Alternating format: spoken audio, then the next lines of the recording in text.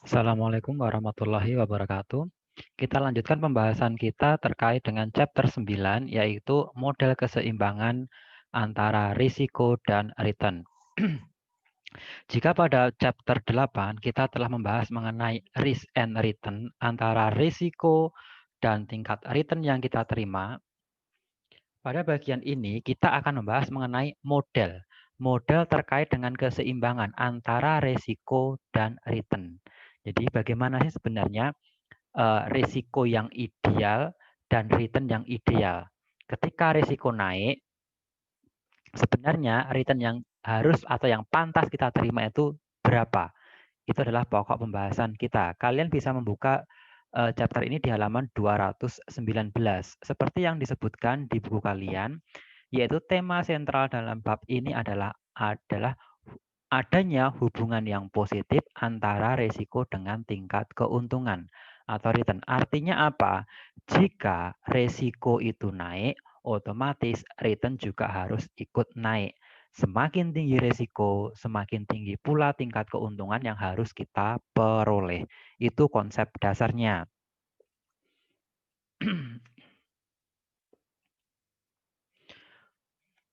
Poin pertama adalah hubungan positif antara risiko dan return. Konsepnya adalah dalam pasar keuangan yang efisien, jika investor tidak menyukai risiko, maka kenaikan risiko harus dikompensasi oleh tingkat keuntungan yang lebih tinggi. Lihat dan pahami contoh halaman 220. Kalian bisa membukanya di halaman 220. Misal, di situ ada contoh. Misal ada dua aset, yaitu aset A dan aset B, yang harganya tahun depan diperkirakan sama, yaitu 1.000. Saat ini harganya sama, 750.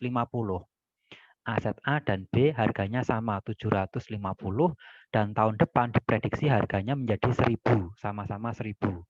Tingkat keuntungan yang diharapkan jika kita membeli saat ini adalah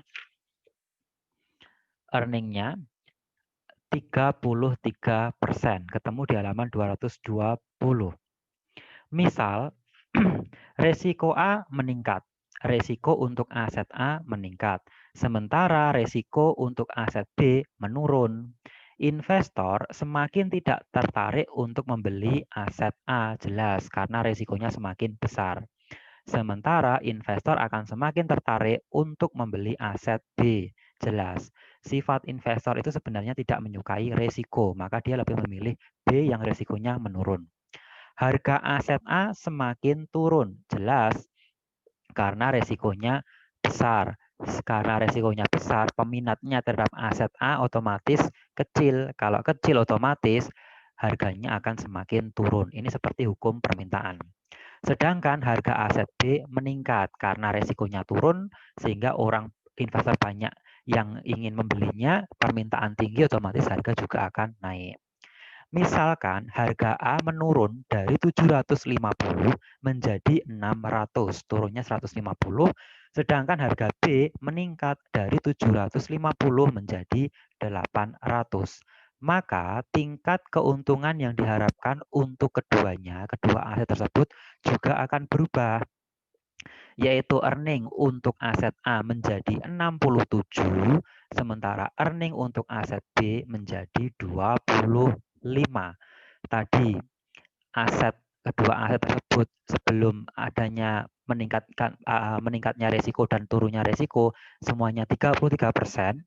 Kemudian aset A tingkat keuntungan yang disyaratkan naik menjadi 67 karena dia resikonya meningkat, otomatis tingkat keuntungan yang disyaratkan juga meningkat. Artinya apa? Berlaku hukum hubungan positif dari 33% menjadi 67%. Sementara aset B, karena resikonya turun, otomatis tingkat keuntungan yang disyaratkan juga turun karena dia resikonya menurun, berkurang dari 33% menjadi 25%. Inilah yang dimaksud dengan hubungan positif antara risk dan return. Contoh ini merupakan contoh konsep dasar. Nah, Dijelaskan di buku kalian bahwa saham perusahaan kecil memiliki risiko paling tinggi karena perusahaan kecil merupakan perusahaan yang belum mapan, sehingga ketidakpastian yang dihadapinya pun juga tinggi. Ini bisa menjadi patokan bagi kalian yang akan melakukan investasi. Obligasi pemerintah memiliki kemungkinan default atau gagal bayar yang kecil karena kemungkinan pemerintah Amerika default cukup kecil. Ini seperti di buku kalian. Untuk yang poin 1 ini, kalian ketika akan menginvestasikan uang kalian dalam bentuk saham, kalian salah satu tolak ukurnya bisa melalui ukuran size perusahaan. Apakah kalian ingin menginvestasikan uang kalian dalam bentuk saham di perusahaan yang besar atau perusahaan yang kecil? Kalau perusahaan yang kecil, otomatis kalian harusnya mendapatkan tingkat return yang tinggi. Karena apa? Perusahaan kecil itu ketidakpastiannya tinggi. Sementara untuk obligasi, kalian memiliki uang untuk dibelikan obligasi. Apakah ingin membeli obligasi perusahaan swasta atau obligasi pemerintah? Jika kalian tidak menyukai risiko, maka obligasi pemerintah bisa menjadi pilihan. Tapi ingat, karena resikonya kecil obligasi pemerintah, otomatis return yang diharapkan pun juga tidak terlalu besar. Treasury bills memiliki resiko yang lebih kecil karena jangka waktunya lebih pendek. Ini seperti yang saya jelaskan pada chapter-chapter sebelumnya, bahwa yang namanya investasi semakin panjang waktu jatuh temponya, maka semakin tinggi pula atau semakin besar pula resikonya. Karena apa? Semakin panjang waktu itu ketidakpastiannya semakin besar. Tapi jika jangka jatuh temponya itu semakin pendek, maka bisa mengurangi resiko. Semacam itu.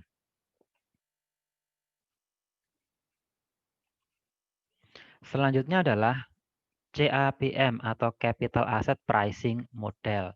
Ini seperti yang dalam judul tadi, model keseimbangan dari CAPM. CAPM itu apa? Kalian bisa melihatnya di halaman 221. Capital Asset Pricing Model, yaitu sebuah model untuk merumuskan kompensasi yang pantas untuk kenaikan risiko tertentu. Maksudnya apa? Maksudnya CAPM ini apa? Misal, kalian menginvestasikan uang kalian sebesar 100 juta. Jika resiko dari investasi kalian itu naik 3%, maka kompensasi yang pantas untuk kalian itu berapa?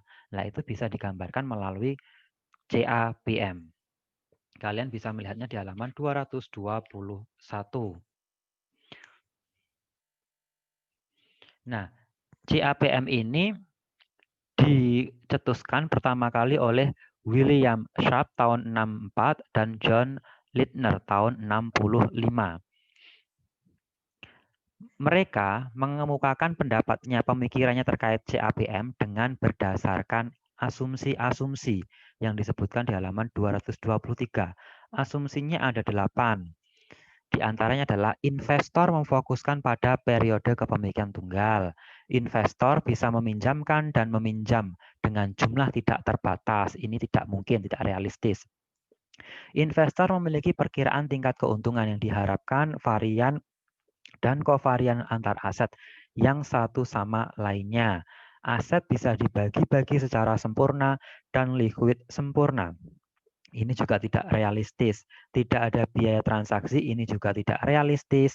Tidak ada pajak, itu juga tidak realistis.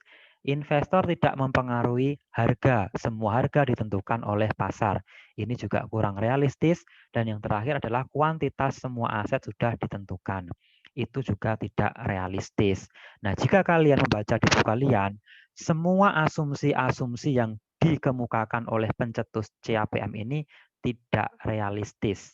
Akan tetapi ingat, baik tidaknya suatu model tidak tergantung dari realistis atau tidaknya asumsi yang dipakai.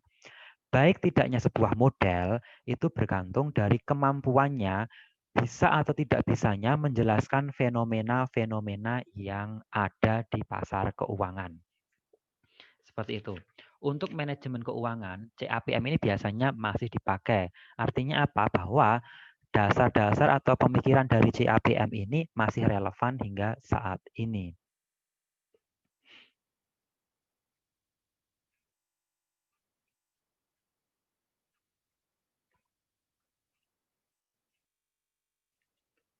Selanjutnya adalah CML dan SML.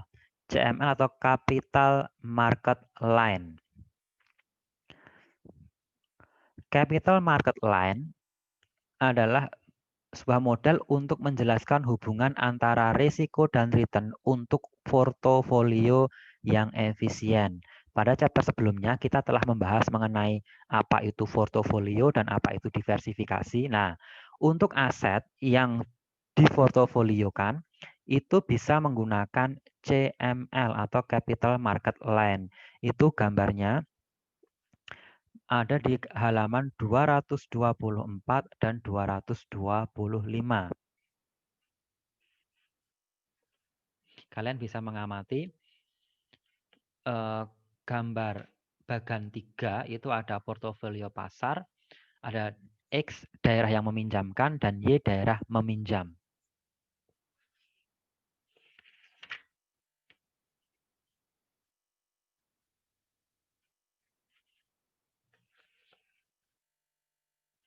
Selanjutnya di halaman 228 itu ada SML. Apa itu SML? SML adalah sebuah model untuk menjelaskan hubungan antara risiko dengan return untuk semua aset. Gambarnya ada di bagian 3 halaman 229. Itu ada gambar terkait dengan SML.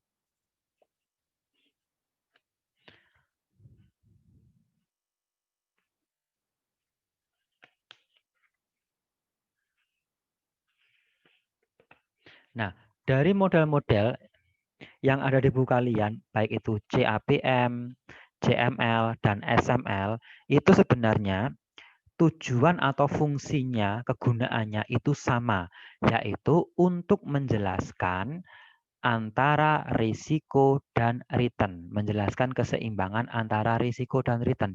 Dan konsepnya juga sama. Konsep yang bagaimana? Artinya antara risk dan return itu pasti akan memiliki hubungan yang positif. Artinya semakin tinggi risiko, maka kompensasi yang akan diterima pun juga akan semakin tinggi. Itu kurang lebihnya dari chapter 9. Untuk lebih detailnya kalian bisa melihat dan membaca di buku kalian. Kalian bisa mengamati gambar bagan grafik yang ada di buku kalian. Jika ada pertanyaan bisa disampaikan melalui grup WA. Saya akhiri, kurang lebihnya mohon maaf. Assalamualaikum warahmatullahi wabarakatuh.